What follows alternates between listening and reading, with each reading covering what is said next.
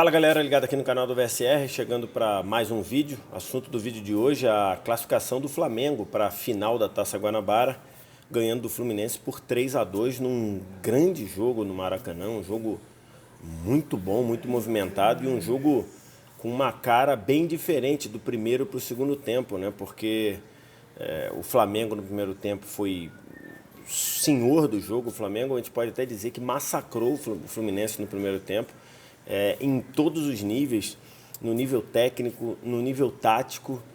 Um Flamengo funcionando muito bem, com as linhas altas, subindo a pressão, recuperando muito bem a bola e principalmente no nível físico, né? Chamou muita atenção do Flamengo no nível físico que ele estava, dos jogadores fazendo 2 em 1 na marcação em cima do time do Fluminense, dos jogadores do Flamengo se movimentando demais, correndo e trocando de posição a todo momento no ataque. Até o Jorge Jesus falou sobre isso na entrevista coletiva, falou, por exemplo, do Arrascaeta trocando muito de posição ali, até com o próprio Gabigol. Então isso fez com que o Flamengo no primeiro tempo fizesse 2-0 com 8 minutos, o Bruno Henrique fez 1-0 de cabeça com 1, o Gabigol aproveitou um passe errado do Henrique do Fluminense para fazer o 2-0 com 8 minutos, e mesmo assim o Flamengo perdeu várias oportunidades, um Flamengo que não deixou o Fluminense jogar. Acho que eu reluto muito em usar a palavra massacre, tudo, mas acho que ela cabe porque foi no primeiro tempo. Em compensação, o time do Fluminense, sem conseguir ajustar aquela compactação importante, o Henrique muito perdido nesse jogo do Flamengo entre as linhas do Fluminense, o volante Henrique, né? Que me parece que ainda não está 100% da forma, acho que demora muito a chegar, chega atrasado. O Yuri, que jogou do lado dele, também acabou entrando nessa espiral, e os dois zagueiros do Fluminense no primeiro tempo também sofrendo demais com essa movimentação dos jogadores de linha de frente do Flamengo. Vocês teriam, só para ter uma ideia, o Bruno Henrique começou jogando na direita, depois foi para a esquerda, o Arrascaeta jogou como segundo atacante, o Gabigol caiu na direita, o Everton Ribeiro, que começou na esquerda, trabalhou muito por dentro, muita movimentação. Isso fez o Fluminense se perder, o Flamengo fez os 2-0 e poderia ter feito mais. Na minha anotação aqui, no primeiro tempo, o Flamengo tem, além dos gols, uma cabeçada do Arrascaeta perigosa, que o Muriel defendeu. Depois uma finalização do Felipe Luiz entrando no facão pela esquerda, que o Muriel defendeu. E depois outras 2 finalizações do Arrascaeta. Uma que ele bate de frente no meio do gol. Se ele bota no canto, dificilmente o Muriel pegaria. E depois uma outra de uma jogada pelo lado direito, que envolveu o Bruno Henrique, Gabigol, e o Arrascaeta matou no peito e chutou, não pegou em cheio.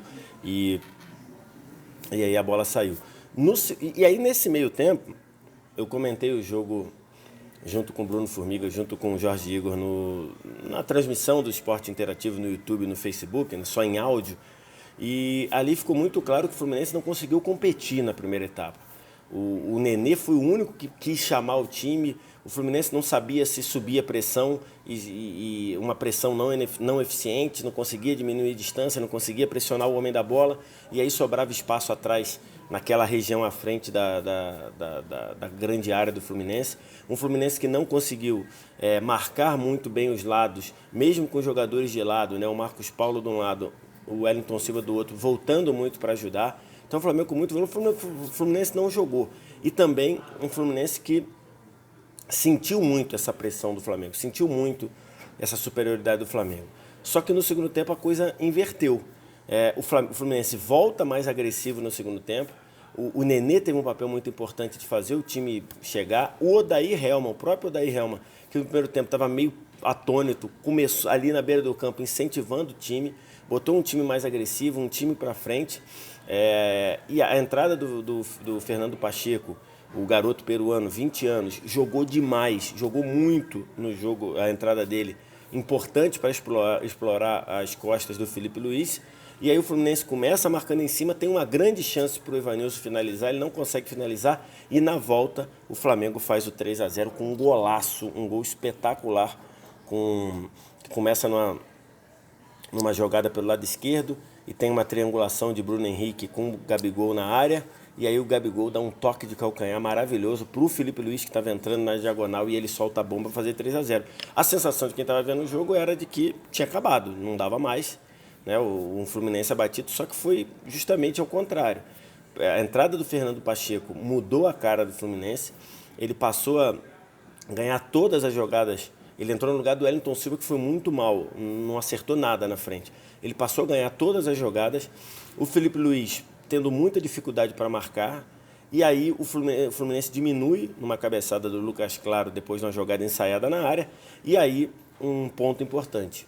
O Jorge Jesus tira o Gerson, que parecia que já estava caindo muito de rendimento, e coloca o Diego. O Diego dessa vez entrou muito mal no jogo, sem conseguir auxiliar o Arão, sem conseguir ajudar nessa recomposição, sem conseguir segurar a bola, e aí o Fluminense cresce demais. O Fluminense vai para cima e começa a ter mais oportunidades, o Flamengo sem conseguir prender a bola, e aí o Fluminense vai para cima, depois entra o Caio Paulista, né, jogador contratado do Avaí, e aí o Fluminense passa a mandar no jogo. Faz o segundo gol com o Evanilson, depois de uma grande jogada do Pacheco pelo lado direito, que a bola chega no Evanilson, ele ajeita e bate rápido. E aí vira um 3-2, com o Flamengo claramente sentindo o jogo. Isso ficou muito evidente. Do mesmo jeito que o Fluminense sentiu a superioridade do Flamengo no primeiro tempo, o Flamengo, um time experiente, um time rodado, um time campeão, um time com esse lastro, sentiu muito a intensidade, a impetuosidade do Fluminense na etapa final. E aí isso só deu o Fluminense. Jorge Jesus ainda tentou mexer para botar o Michael, que entrou mal também. O Flamengo não conseguia segurar a bola. A dupla de zaga falhando muito. E não falhando nessa bola longa. A bola longa é o risco do Flamengo. Jorge Jesus falou sobre isso também na entrevista coletiva depois. Mas falhando muito em posicionamento, falhando muito em disputas pelo alto. O segundo gol sai de uma cortada errada do Gustavo Henrique pelo alto, que a bola volta e cai no Evanilson para fazer o gol. E aí o Fluminense começa a empilhar chances, tendo várias oportunidades. O Fluminense teve 2 gols anulados, bem anulados. O Fluminense reclama um pênalti, que na imagem que eu vi não achei pênalti do Gustavo Henrique no Marcos Paulo, se eu não me engano, no Evanilson. E aí o Fluminense começa a ter várias chances e fica até o final martelando e acaba não marcando, faz os 2 gols. Os 2 foram anulados e bem anulados por impedimento. E assim termina o jogo com o Flamengo ganhando por 3-2. Acabou que no final todo mundo saiu, não é satisfeito, né? Time grande que perde não sai satisfeito.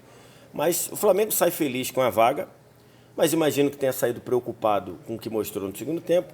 E o Fluminense sai com a sensação de que o ano está caminhando bem, porque o Fluminense enfrentou o Flamengo e imprensou o Flamengo contra o seu gol no segundo tempo.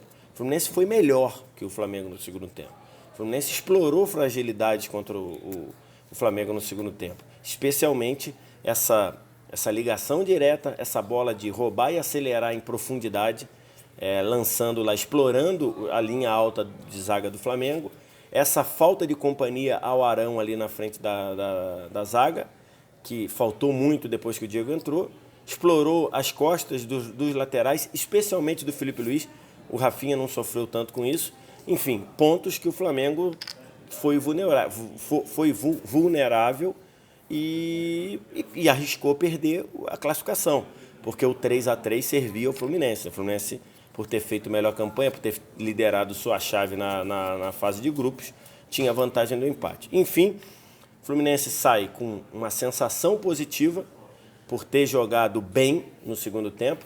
Fica aí a questão da preocupação por ter entrado desligado, mais uma vez um time descompactado do primeiro.